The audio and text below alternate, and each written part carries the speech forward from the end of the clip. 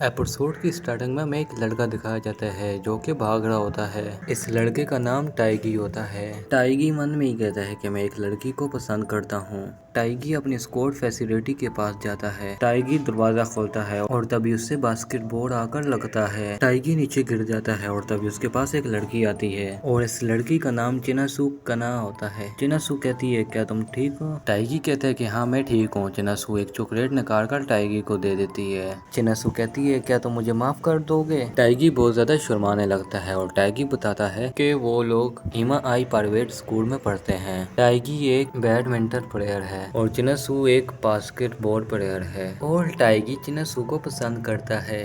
School facility में और ज्यादा लोग आ जाते हैं। टाइगी कहता है कि काश मैं चिनासू से शादी कर पाता और वो हर रोज सुबह मुझे उठाने के लिए आती। टाइगी का दोस्त कहता है कि ये तुम सपने में भी मत सोचना क्योंकि चिनासू बहुत ज्यादा फेमस है और चिनासू एक बेहतरीन बास्केटबॉल प्लेयर है और तुम्हें देखो तुम तो चिनासू की तरह फेमस भी नहीं हो। ये बात सुनकर टाइगी उदास हो जाता है और टाइगी कहता है कि मैं फिर भी हार नहीं मानूंगा। और तभी टाइगी के पीछे एक लड़की आती है। इस लड़की का नाम हिना था।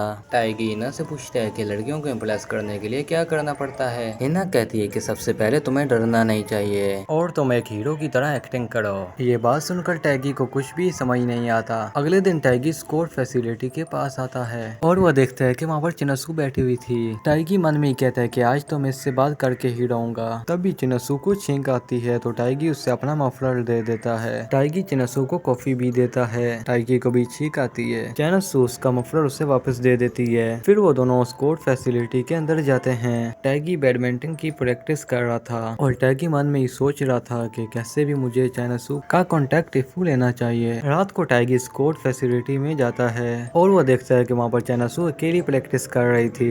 चिनासू बोलती है क्यों ना हम दोनों बास्केटबॉल खेलते हैं। फिर वो दोनों बास्केटबॉल खेलने लगते हैं। टाइगी कहता है कि मुझे वो दिन याद है जब तुम बहुत ज्यादा रो रही थी और बास्केटबॉल को प्रैक्टिस भी कर रही थी। फिर मुझे पता चला कि तुम बास्केटबॉल में अपनी जगह बनाने से चौंक गई थी। टाइगी कहता है कि मैं तुम्हें देखकर मोटिवेट होता हूँ। ये बात सुनकर चिनासू बहुत ज्यादा शर्माने लगती है। अगले दिन टाइगी अपनी टिफिन लेता है और वो देखता है कि वहाँ पर चिनासू की मैगजीन भी पड़ी थी। टाइगी अपनी मोम से पूछता है कि क्या आप चिनासू को जानती हो? टाइगी की मोम कहती है कि हाँ वो मेरी दोस्त की बेटी है लेकिन अब चिनासू की फैमिली बाहर जाने वाली है। ये सुनकर टाइगी बहुत ज्यादा चौंक जाता है। टाइगी सीधा भागकर स्कोर फैसिलिटी पे जाता है। टाइगी चिनासू को कहता है कि तुम्हें कैसे भी नेशनल को जाना होगा। तुम इतनी आसानी से हार नहीं मान सकती। एक दिन तुम तुम्हारे गोल को अचीव कर लोगी और तुम बाहर मत जाओ। चिनासू कहती है कि मेरे मोम डैड बाहर जा रहे हैं लेकिन मैं बाहर नहीं जा रही। ये सुनकर टाइगी की जान में जान आ जाती है। अगले दिन टाइगी उठता है और किचन में जाता है और वो वहाँ पर जाकर देखता है तो वहाँ पर चिनासू थी। चिनासू से गुड मॉर्निंग कहती है। ये देखकर टाइगी बहुत ज्यादा हैरान हो जाता है। टाइगी के पीछे से टाइगी की मोम और चिनासू की मोम आती है। टाइगी की मोम कहती है कि चिनासू आज से हमारे साथ ही रहने वाली है। ये सुनकर टाइगी बहुत ज्यादा सरप्राइज हो जाता है। ये एपिसोड यहीं पर खत्म होता है। अगर वीडियो पसंद आई तो इस वीडियो को लाइक करो और हमारे चैनल को सब्सक्राइब करना।